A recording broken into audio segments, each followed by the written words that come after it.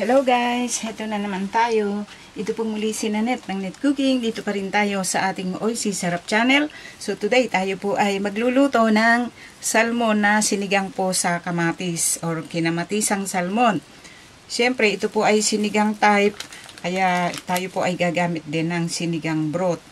At ito po yung iba pa nating kailangan. So heto nga, meron tayo dito yung salmon. This is yung belly. So ito po yung siguro mga pinagtabasan nito ng salmon ng mga parts niya yan. So kadalasan dito sa Japan, ginagawa po nila itong miso siru. So miso soup. So ako ang gagawin ko, so isisigang po natin sa kamatis. Okay, at ito po yung iba pa nating kailangan. So kailangan po natin ng sibuyas, siyempre kamatis, luya. So ito sliced ginger lang din. Itong siling haba na nilalagay po ito sa sinigang o pampaksiw. Then lalagyan po natin siya itong vegetables natin. Itong radish, daikon. At ito pong pechay bagyo or haksay, Japanese haksay. Kung meron po kayo yung kangkong, pwede po yun. O kaya yung spinach. So, meron yata ako nun. Tingnan ko sa ref. Ito po mga, kung alin lang yung available nyo na nasa ref, so pwede po nating ilagay yun. Gagamit din po tayo dito ng patis, then itong asin, at syempre tubig. Okay, madali lang pong gawin ito, pero masarap po ito guys.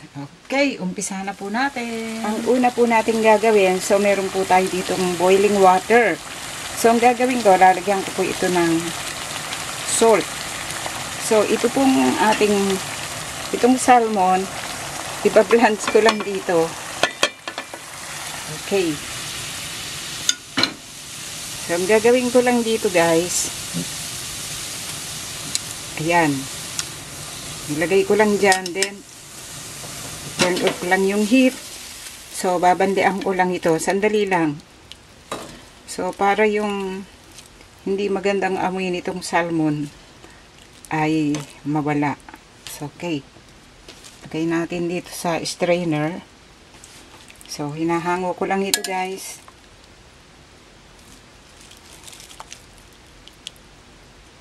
Okay. Hindi naman natin pagtatagalin dito dahil baka naman mawala yung masustansyang lasa nito o yung masarap na lasa din.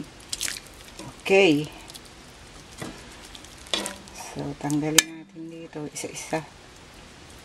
Then, ngayon, magpapakulo ulit tayo ng tubig at lulutuin na natin itong ating sinigang na salmon sa kamatis.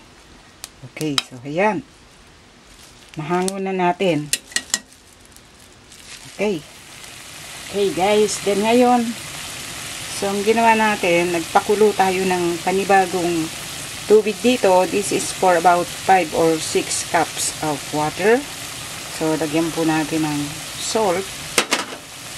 Then, dito po ay ilalagay natin itong kamatis.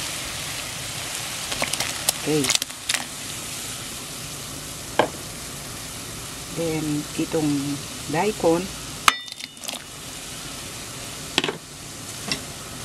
Sibuyas. Then, itong luya. So, this is just a sliced ginger. So, dito po ay hayaan natin na maluto yung daikon. Okay. Okay, then ngayon, pagkaraan ng halos nasa 3 minutes na ito nating niluluto. So, alisin natin ito. Then dito, medyo malasado na yung daikon. So, ilalagay po natin itong ating salmon. Okay. So, ito po ay lulutuin natin. Medium natin yung heat para lumabas na mabuti yung lasa ng salmon. Dito po ay maglagay tayo ng patis. Okay, yung patis po kasi Masarap yan, pampalasa. So, yung iba kasi, may mga nagko-comment, may patis na, may asin pa. Siyempre, hindi naman kaya ng patis yung, hindi po kahit gaano ilagay natin yan. Hindi naman pwedeng maglagay tayo ng madaming patis.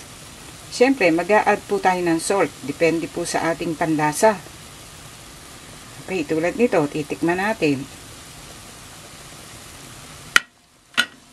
So, iti-taste natin yan.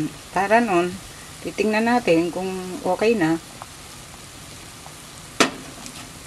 Yan, tulad yan, medyo matabang pa siya. So, mag-a-add pa ako ng konting salt.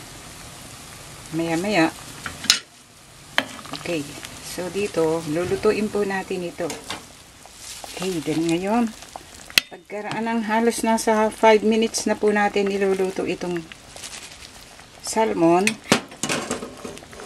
Okay, then dito guys, ilalagay natin itong haksay, Japanese haksay o yung gulay, pechay bagyo. Okay.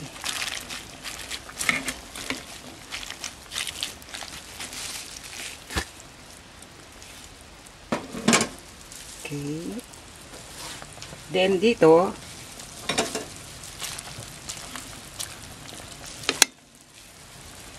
so, lalagyan po natin itong ating sinigang mix. Depende sa inyo. Sa panlasa nyo, siguro ito nasa 2 tablespoon itong nilagay ko. Okay.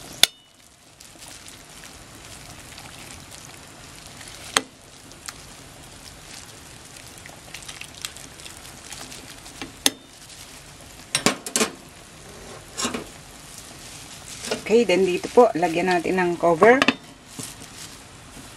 So, hintayin natin medyo magluto ng konti yung pechay bagyo. Pagkaraan natin mailagay yung Japanese haksay. So, okay. So, ang gagawin nyo lang guys dito, kung kulang sa asin, mag-a-add tayo. Okay, sabi ko nga, meron akong spinach. So, lalagyan ko na rin. Okay, kung meron kayong mga okra, talong, sitaw, pwede rin yun.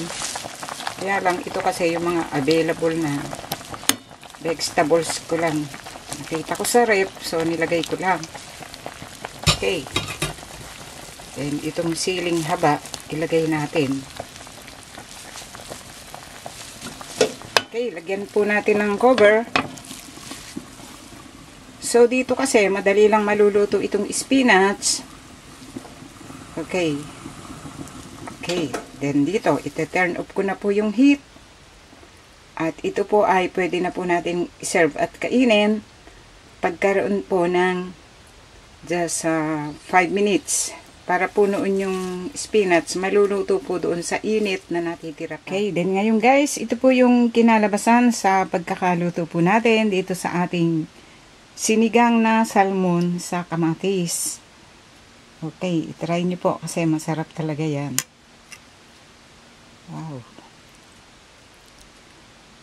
Masarap po ito, lalo na ang kasabayan nito ay yung tortang talong, o kahit na yung meron tayo dyan na pork chop, fried pork chop. Okay, so sana po ay nagustuhan nyo ang pagkakaluto po natin dito. Marami pong salamat. Ito pong muli si Nanette ng Net Cooking. Dito pa rin tayo sa ating Oisy Sarap Channel. Thank you po!